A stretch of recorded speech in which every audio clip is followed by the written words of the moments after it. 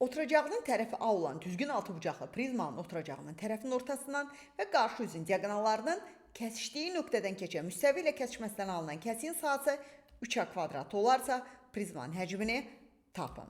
Tutaq ki, bu olsun bizim A, B, C, D, G, K, A1, B1, C1, D1, Y1, K1 altıbucaqlı prizmamız.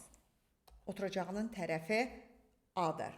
Deyir, oturacağın tərəfin ortasından və onunla üzbəüz diaqonalların orta nöqtə, kəsişdiyi nöqtədə, yəni tam ortadan belə bir müstəvi keçib.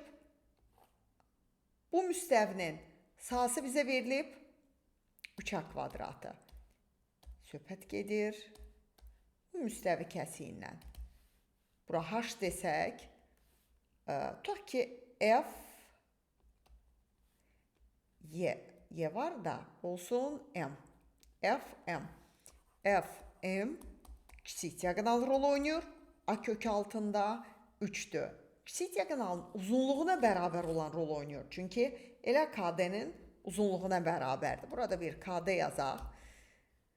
Demək, S həmin o müstəvi kəsiyi 3A kvadratıdır ki, o da A kökü altında 3H 3A kvadratıdırsa, onda H-ımız 3A kvadratını A kökdə 3-ə bölsəm, bu da eləyir kökdə 3 A-dır.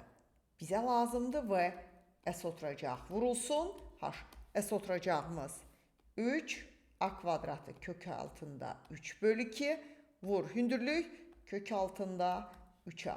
Cavabımız 9A kubu bölünsün. 2 və ya 4 onda 5 A kubudur ki, bu da Y variantı.